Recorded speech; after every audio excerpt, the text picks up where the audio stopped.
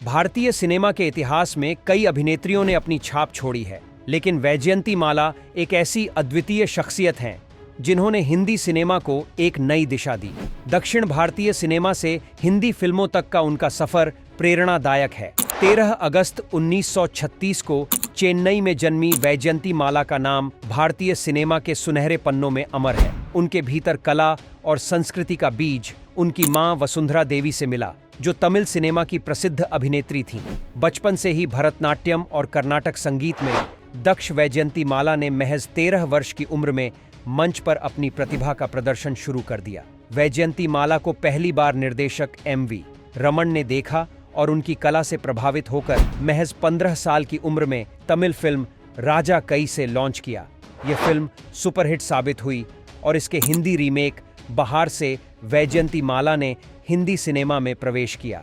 बहार की सफलता ने हिंदी फिल्म उद्योग के दरवाजे उनके लिए खोल दिए। 1954 में आई फिल्म नागिन ने वैजयंतीमाला को रातों रात सुपरस्टार बना दिया। इस फिल्म के गाने और उनके अद्भुत नृत्य ने दर्शकों को मंत्रमुग्ध कर दिया। हेमंत कुमार के संगीत और वैजयंतीमाला की उपस्थिति ने इस फिल्म को ऐतिहासिक सफलता दिलाई। शुरुआती दौर में उनकी फिल्में हल्की फुल्की रोमांटिक और नृत्य प्रधान होती थीं, लेकिन उनकी अभिनय क्षमता ने उन्हें विविध किरदार निभाने के लिए प्रेरित किया। 1955 में बिमल रॉय ने उन्हें देवदास में चंद्रमुखी के किरदार के लिए चुना। यह फिल्म उनकी अभिनय यात्रा का मील का पत्थर साबित हुई। चंद्रमुखी के किरदार में उन्होंने ऐसी परिपक्वता दिखाई जिसने आलोचकों को भी प्रभावित किया। इस फिल्म के लिए उन्हें फिल्म फेयर का सहायक अभिनेत्री पुरस्कार दिया गया, लेकिन वैजयंतीमाला ने इसे अस्वीकार कर दिया। उनके अनुसार चंद्रमुखी का किरदार मुख्य भूमिका से कम नहीं था। दिलीप कुमार के साथ वैजयंतीमाला की जोड़ी को दर्शकों ने खूब पसंद किया।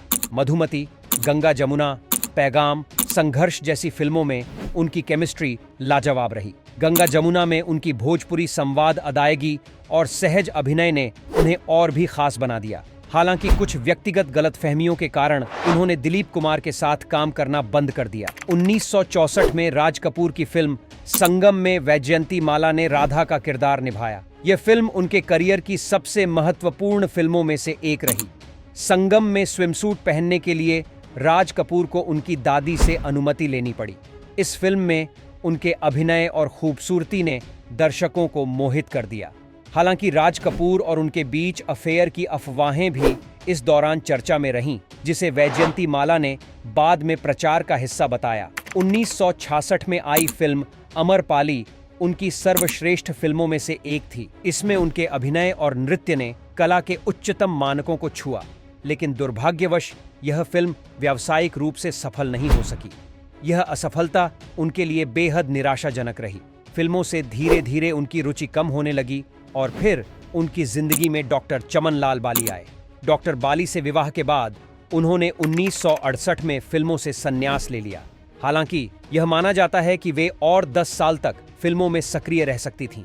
शादी के बाद उन्हें कई बड़े बैनर्स से ऑफर मिले, लेकिन उन्होंने सभी को ठुकरा दिया। फिल्मों को अलविदा कहने के बाद वैजयंतीमाला ने राजनीति में कदम रखा। 1984 में उन्होंने तमिलनाडु के आम चुनाव में कांग्रेस के टिकट पर जीत हासिल की और सांसद बनी। बाद में वे राज्यसभा की सदस्य भी रहीं। 1999 में उन्होंने कांग्रेस पार्टी छोड़कर भारतीय जनता पार्टी का दामन थाम लिया। नृत्य के प्रति उनकी प्रतिबद्धता हमेशा बरकरार रही। उन्होंने पेरिस और संयुक्त राष्ट्र जैसे प्रतिष्ठित मंचों पर अपनी प्रस्तुति दी। भरतनाट्यम को प्रचारित और प्रसारित करने में उनका योगदान अतुलनीय है। वैजयंतीमाला केवल एक अभिनेत्री नहीं थीं, बल्कि एक कला की मूर्त थीं। उन्होंने अपनी फिल्मों के माध्यम से अभिनय, नृत्य और संगीत को नई ऊंचाइयां दी। उनका योगदान न केवल सिनेमा बल्कि भारतीय संस्कृति के क्षेत्र में भी अमूल्य है। आज भले ही उनकी उम्र का असर उनके चेहरे पर दिखता हो, लेकिन उनकी मुस्कान और डांस के प्रति उनकी लगन आज भी वही है।